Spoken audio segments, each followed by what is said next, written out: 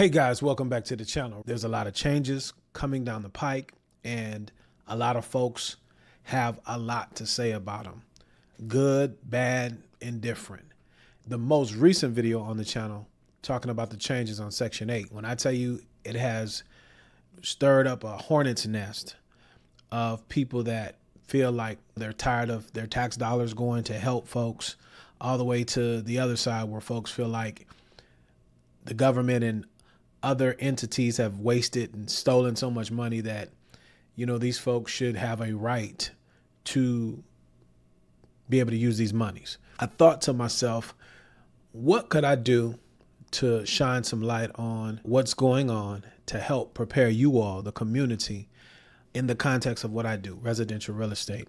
And so the next logical topic, if you will, is rent and the rent increases that folks are realizing throughout the country and how that potentially could lead to evictions, i.e. homelessness. And that's not what we want to have happen. So we're going to react to a couple of videos. And what I challenge you to do is this. Close your eyes. Don't look at the person, but listen to what they're saying. Listen to their tone, their tenor. Do they have a entitlement type mindset? Do they really have a mindset that someone should have the responsibility to take care of me? Or are these people really in need and just need a little education? So that's the challenge as we go through these videos. If you do that, when you comment and offer solutions, you won't be triggered because you saw what somebody has on or how they're necessarily acting, but we can start getting to the root of the problem, or the rut, as my mom would say, and leveling up, okay? Because got to have some changes. This is a hot mess, and it's not going to change overnight. It's going to take some of us to sacrifice so that we can teach these folks coming behind us, these younger folks, even 4, 5, 6-year-olds that are here on the planet now, because that's who's going to be driving the car here in a minute if the Lord tarries. So if you don't know, my name is Robert. And on this channel, my goal is to simplify the home loan process. I feel like if you see value, you'll subscribe and hit the notification and the whole nine. So I'm just going to focus on providing good value. And if you see so, welcome to the community. Now let's get into the video. Okay, so bear with me for a second. Like, I'm looking for a house to rent, okay? And there's plenty of them, in a sense, to say that there's houses for rent, okay? Not really quite in the area I need it in or want it in, but I'm gonna have to do what I gotta do, okay? Because they're literally forcing my hand out of this house. But anyways, because, you know, they want to put their family member in it, and that's fine, whatever. Do what you do. All right, so with that being said, y'all out here charging $2,500 a month for a 3-bedroom, 2-bathroom that looks like it come out of the 1970s. It ain't been remodeled. That's got like, bro, the bathtub looks like it's got mold around where you need to be caulking it. Like, I know the housing market is what it is, and you can charge those things and get away with it. But I know this house is probably paid for, or if you have a mortgage on it, it is not $2,500 a month. We all out here trying to survive, honey. We go to work to survive. We do stuff online to make extra money to survive, baby. We ain't out here living $1 million lives where we can just drop $2,500 and still go on vacation 4 times a year.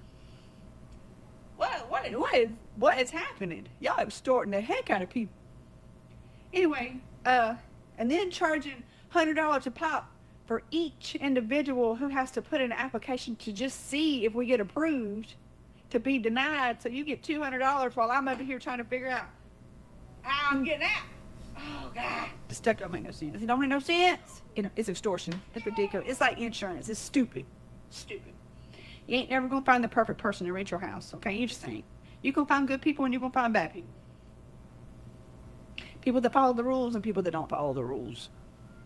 I do my very, very best to follow the rules. I do my very, very best to treat it like my own house. I don't want nothing tore up. Don't do nothing stupid in my house or you getting out like me. Anyways, just ranting today. I love you, Beth. Yeah, man. So she said a lot and I sympathize with her. I wouldn't want to be in a situation. I don't think any of us would want to be in that situation where you just feel like the whole world is against you and, you can't catch a break. But I do want to address a couple of the things that she's saying in the video. And as we go forward, you'll see these are common themes that renters run into.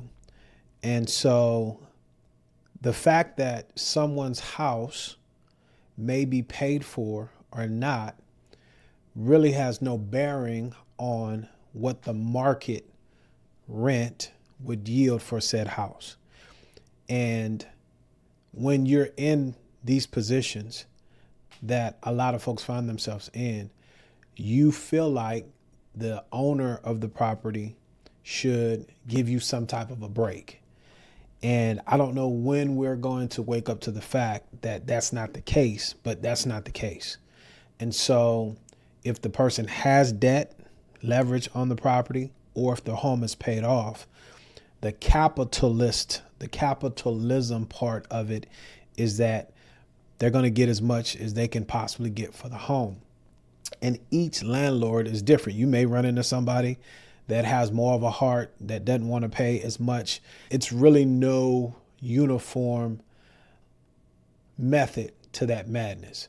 But you can't go into it with the assumption that, hey, because it's paid off, you shouldn't charge me.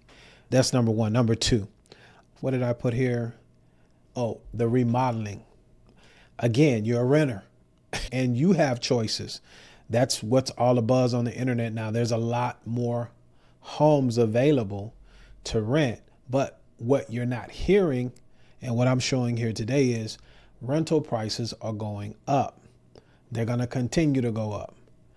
And it's for a lot of reasons that I won't get into now, but you have to understand that if you're going to continue to be a renter as it pertains to your income. As she said, hey, we're all trying to survive. Everybody's trying to make a living to take care of your family. And so what I hear from that is responsibility. Again, it's not the government's responsibility. It's not a landlord's responsibility. It's not the employer's responsibility. Regardless of how you feel about it, it's our responsibility. And do we all need help? Yes, we do. But at the end of the day, you have to make sure you put you and or those that are in your family that might be depending on you. I have folks depending on me. We can't waller in the mud. We got to move forward. However that works out for you, you got to keep that in mind. And then another thing, the application fee. Again, you have to adjust application fees, Snicker bar fees, Coca-Cola fees to inflation. Nothing is the same price as it was in 1980. You know what I'm saying? 1990. Costs are up. So it would behoove you, if you fall into that mindset, and you might be watching this video. That's why I'm talking this way, is to try to give you some insight as to, it's not you. It's not a personal attack against you. It's the way the system works. And so you have to come to that realization so that you can move forward. Because the reason application fees are there, I have several stories. If you're renting from me, you're going to pay an application fee.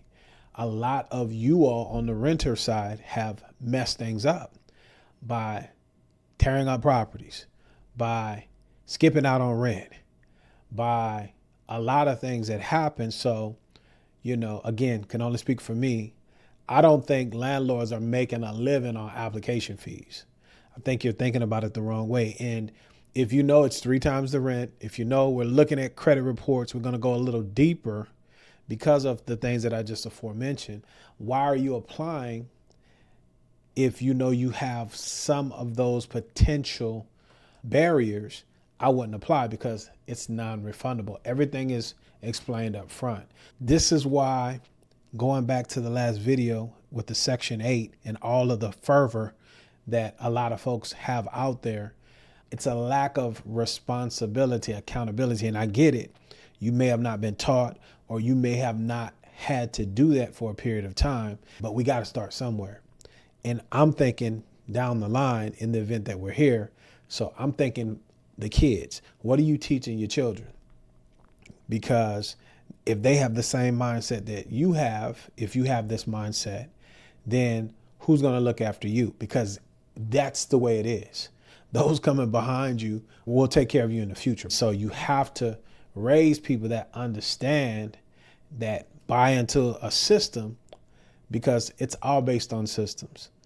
There's none of this utopia. We're not in heaven and everybody ain't going to heaven. And I digress on that point. Let me stay focused. So the deal is, we all have responsibility. Everybody has a role to play. And so think about these things and listen to these folks lamenting about rent, because before we go forward, I'll reiterate, rent ain't going down. And you don't have a lot of options. If I were to encapsulate what she said, it is what it is. You take what you take, or you keep it moving.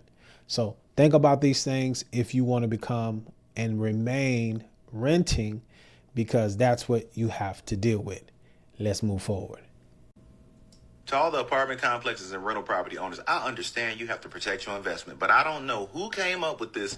You have to make 3 times the rent. If your rent is $2,500 a month, who you think coming to stay there if they make $7,500 a month? They can just go and buy a house. That's what I did. As soon as I saw what y'all was charging, I said, I'm going to go get a mortgage, because it ain't number $1,500 a month, and I can build equity. Also, if your rent is like $4,000, if I'm making $12,000, I'm going to get a mansion. As far as the income is concerned, that rule has been around since I've been in the game. If you think about it from a lending standpoint, it's about 1/3 of your income. And so once we start looking at the housing budget, which is your largest, or should be your largest line item, once you start getting over 30%, it starts eating into your lifestyle.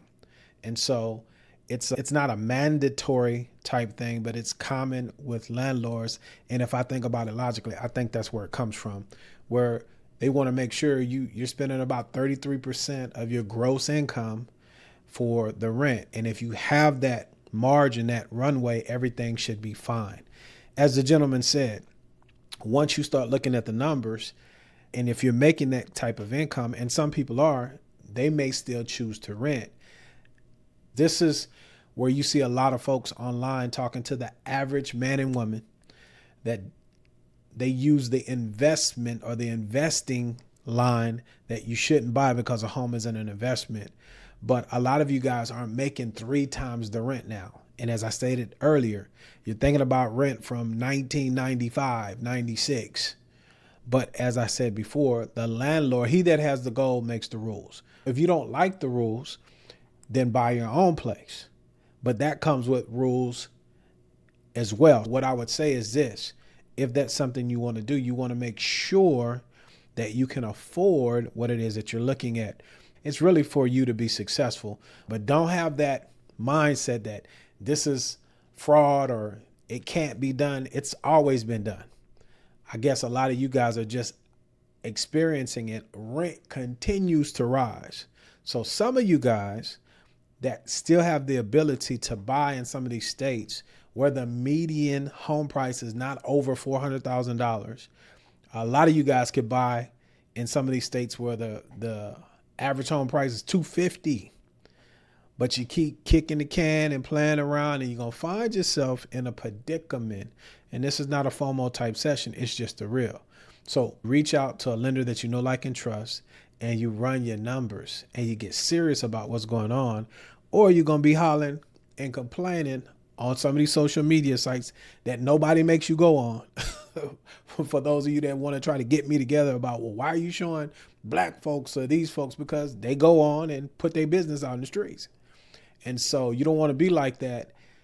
Govern yourself accordingly and hold your role and understand what's going to happen, because as we can see, the trend is it's going up. Landlords have lost their fucking mind in 2025. Husband and I are looking to relocate, and I am actually appalled, and I am so furious right now. As I'm looking for homes, I literally have several landlords saying, like, I will not show you this home until you've already applied and approved. And the application fee is non-refundable, and it's like $40 to $75 a person. But let me get this straight. You want me to pay you $150 and let you ding my credit report, even if it's a soft pull, just so that you will take the time to show me the apartment and let me decide if it's like fits my needs. So then I'm like, okay, let's pivot. Let's go to like a big, property, like the corporate route, and see if they have like better customer service and a little more flexibility. And I'm like, okay, it's sounding good. You don't need like $3,000 in deposits.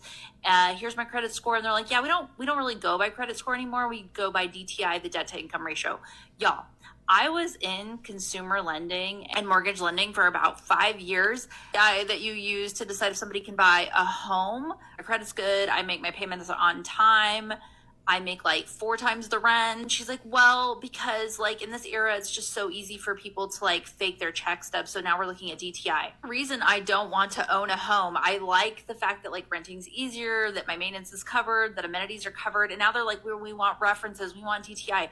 Y'all have lost your mind. And when I think about the fact that boomers didn't even have to have a credit score, they didn't even have to worry about that. Not to mention the complete income inequality we have suffered from their whole trickle down economics bullshit. It's not the fact that I won't be able to rent an apartment. I'm pretty sure I will find one. It's the fact that my husband and I make well over 6 figures combined. And this is how difficult it is. This is all the minutia. This is all the hoops to jump through, because a landlord cannot stand the idea that there could be a single possibility that they could have 1 month of rent missing that they were not anticipating. The last time I rented too, like you would not believe all of like the security verifications that I had to go through to like verify that my income was real. It's like, bro, just call my employer. But even that, it's like, well, a friend could be saying that like it's your employer, but it's really not. It's like, and the moon could fall from the heavens and the sky. Like at some point you have to take on risk. That's what being an entrepreneur is. You take on the risk, but you stand to gain a higher reward. Cannot believe like this is how it is to lease in 2025. And I know I sound like an old curmudgeon, but I am 39 years old and my first apartment was $550. I had no credit. And I cannot believe it's been a mere 20 years and rent has like quadrupled, and now they want people renting a little crappy apartment to go through the same procedures as buying a home. I wouldn't rent to Jen with a 10-foot pole. Trust me. I know. So let's break down a couple of things because she had a lot to say. I'm going to go backwards. The nerve that some people have. She's wanting the potential landlord to take a risk and then go about telling the landlord how to qualify her and her husband. She said them, or she was married. Just from my experience, and I could be wrong, but there may be something on the credit with past rental faux pas that causes her to have to go through all these things, because it just really doesn't matter. I mean, not matter, but match. If you have the income, what's all the pushback? And that's another thing, guys, that I'm seeing, and that's my point. Entitlement mindset from the Section 8 to even renters. It's their property. If you want to manage a property the way you want to manage it, buy.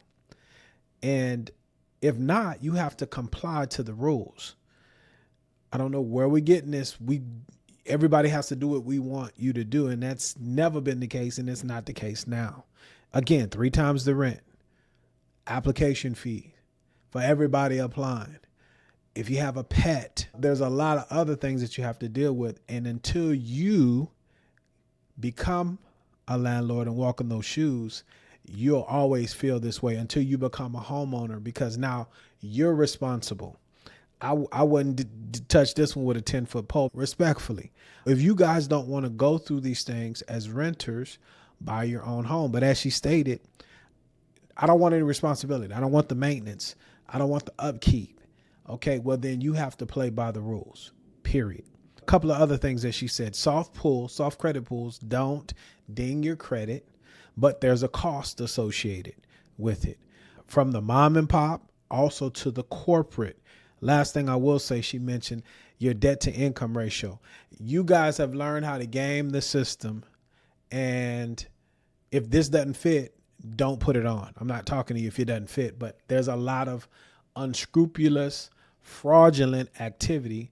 And this is where all the documentation comes from, because got folks printing pay stubs, tax returns, calling people that aren't employers. There's all kinds of fraud going on.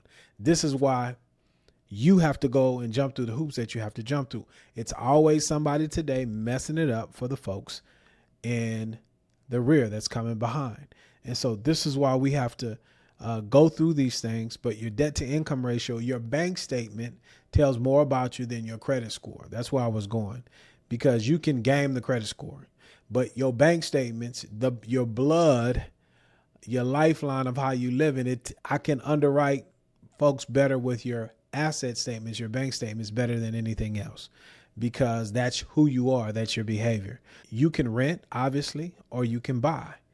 Which one can you afford? We all want shelter, and the entitlement of thinking that someone has to take care of you, that has to be pushed to the side. That's just hurting you. And so if you want to move forward in this life, you have to not do that and make sure you can afford what it is that you want to do. With that, my time is up, but I thank you for yours. As we bring these videos to you, again, the purpose, the goal is for you to learn, and then for you to be able to make a decision. And if that decision is, hey, I do want to move forward, Robert, I do want to buy, what's my next most logical step? That would be to, if it's with me, is for us to have a 15-minute consultation, free, gratis, free 99. First 15 minutes is on me. You can look for that link in the description or the pinned comment, the top pinned comment of this video. And after we have a conversation, if we're a fit, I can then direct you to the next step in the process if that's what you'd like to do. Until the next time, let's be good to one another. Let grace abound. Watch this video right here, and until I see you again. Indeed, y'all stay blessed.